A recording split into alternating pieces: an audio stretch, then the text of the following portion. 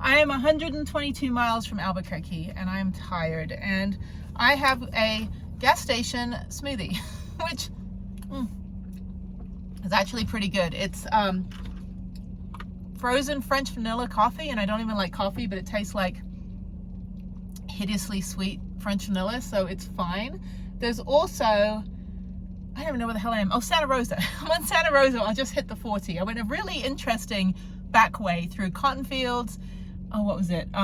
Slaughterhouses, you know, ranches and people that sell hay. It was a really pretty drive from Caprock to Santa Rosa, and I've never driven that way before. I'm pretty sure I haven't.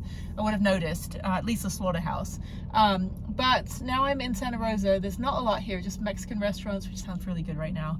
I am hungry, but I think I'm gonna have some pad thai, instant pad thai in a cup that I bought from Whole Foods that I just add water. I think that'll be dinner tonight. I still have 2 hours, well, hour and 45 minutes before I get to Albuquerque Cracker Barrel.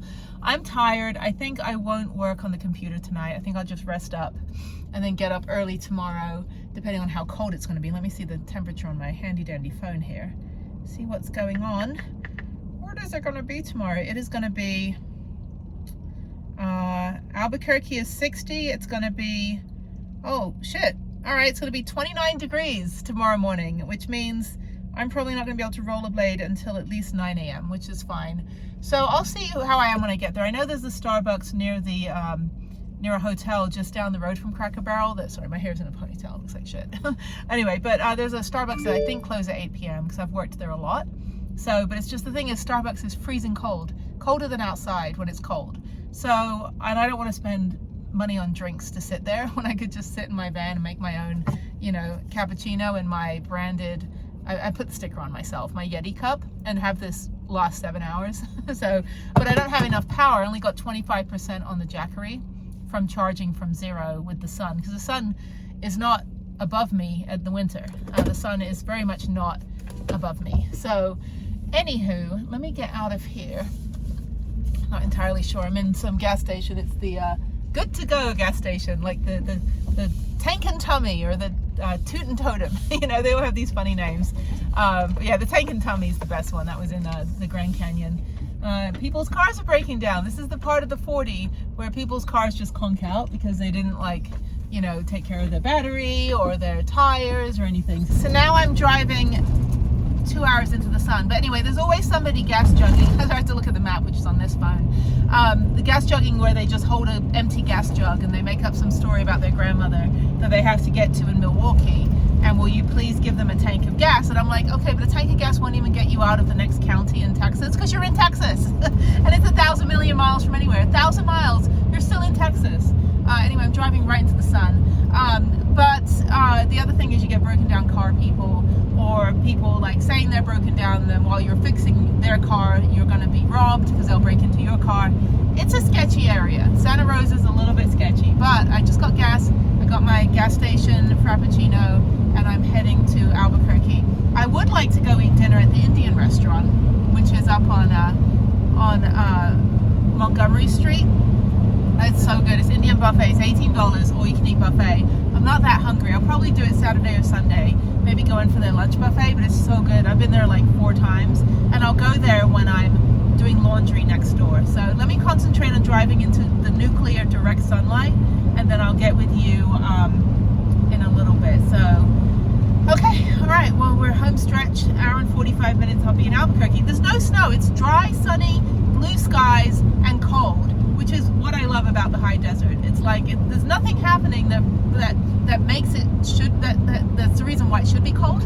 It's just cold, but it's not doing anything that will kill you, like ice, sleet, snow, blizzards, you know, any of that stuff. It's just basically just your average cold weather, and I like it. So I think Santa Fe doesn't have snow yet, except in the ski valley, which opens tomorrow.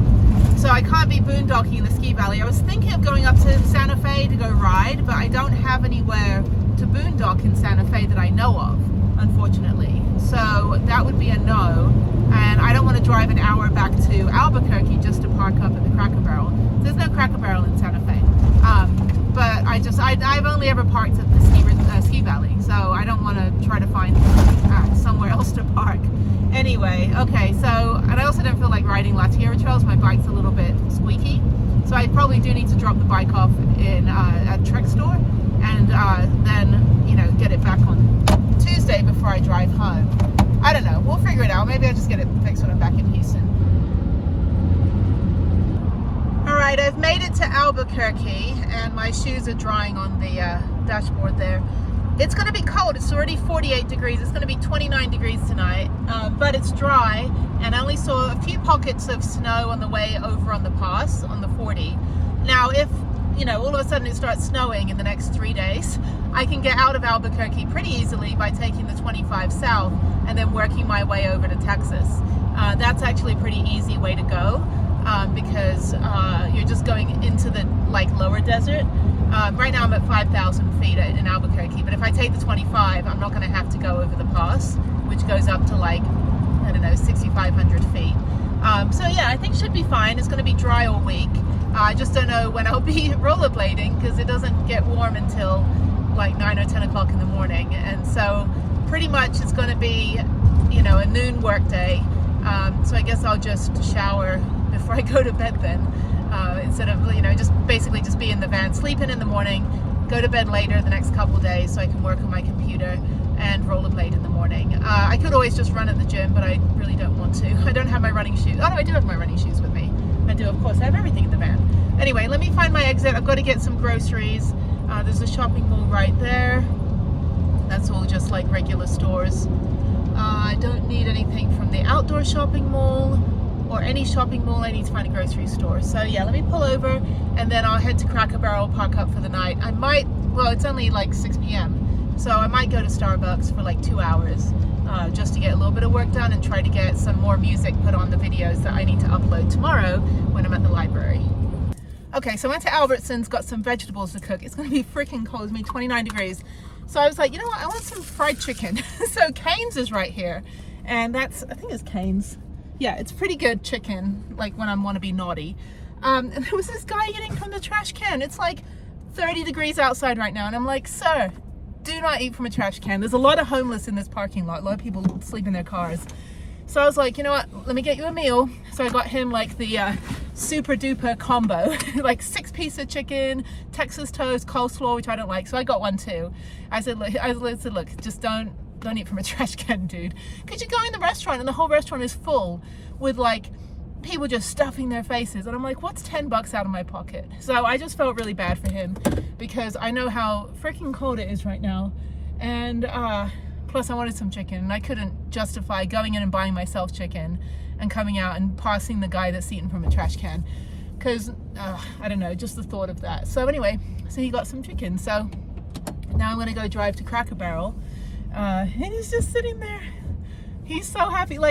He's sitting down eating. It's dignity, dignifying. I know what it's like. I'm not religious at all. I don't do the whole you know, pray to Jesus and feed the poor kind of thing. I just feed them. I don't have to have a mantra to do it. Like I said, it's $10 out of my pocket. He gets to sit and eat a meal instead of standing next to the trash can. And so, you know, I don't know. That's somebody's grandfather, you know, something like that. But yeah. So he got a good meal, a hot meal on a day when it is now 30 degrees out right now, 35 degrees. But like I said, the whole drive-through here, it's Cane's, yeah, Cane's chicken. The whole drive-through here is completely full and everyone's just passing this guy left and right. And it's not, no one's obligated. You're not at all ever obligated to give money to panhandlers or feed the poor, any of the stuff. But if you do, it's a pretty good thing to do once in a while. You know, if you can. I mean, obviously don't, you know, deprive yourself and your family. I mean, obviously put the oxygen mask on first. But, you know, especially here in Albuquerque, when in the summertime when it's 110 degrees, I mean, the homeless really have it hard here. You know, it's 110 degrees in the summer, it's 30 degrees in the winter, and they're just living on the street. But yeah, this Albertsons is really nice Albertsons. I mean, the people in there are really nice. The Starbucks is really good to work at. They've got pretty fast Wi-Fi.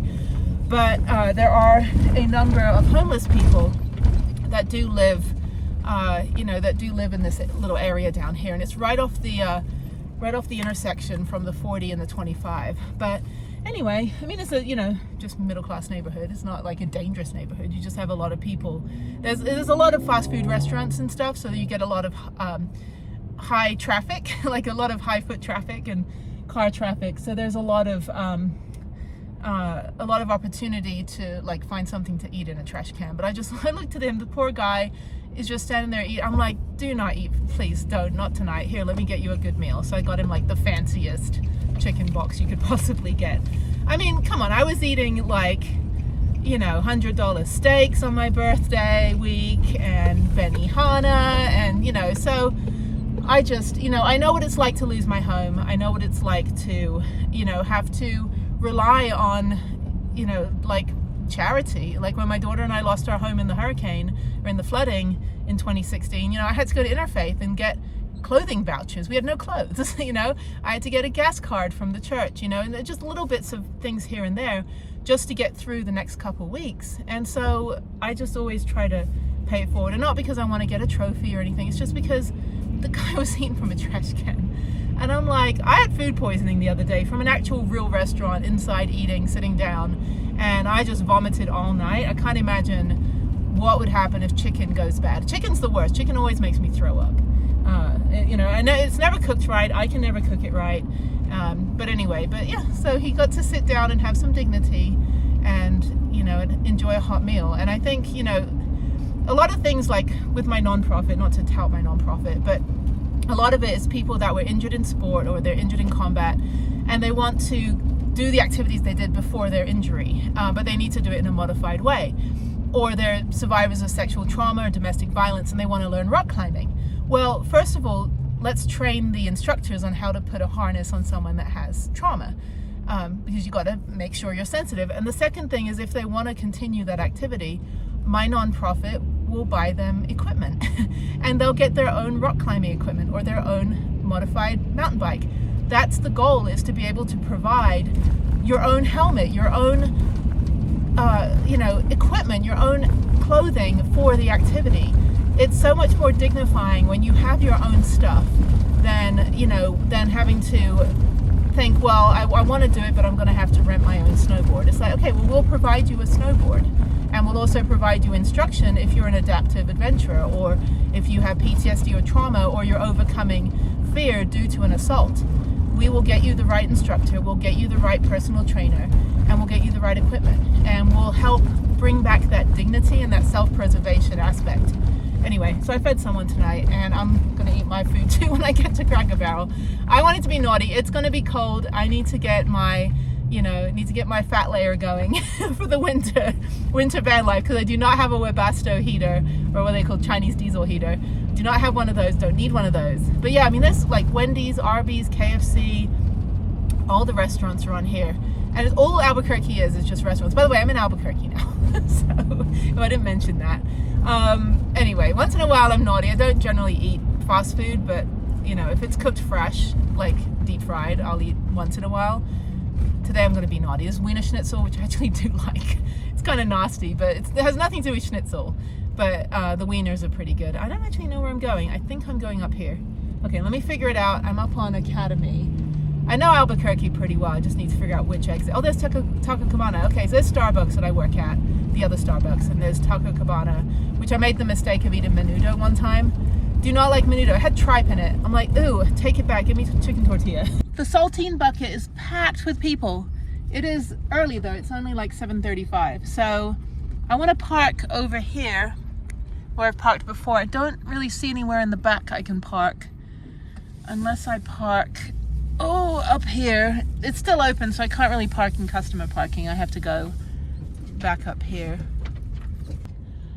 just right up against the building, because that parking space next to that white car right ahead of me is lopsided, and they put pods in where I usually park. And then there's a van lifer over there that could have moved over one, but I don't want to park right next to them, and I don't want to park in the corner because they're sleeping, or they look like they're going to be sleeping. So I'm just going to park back here, and this should be fine.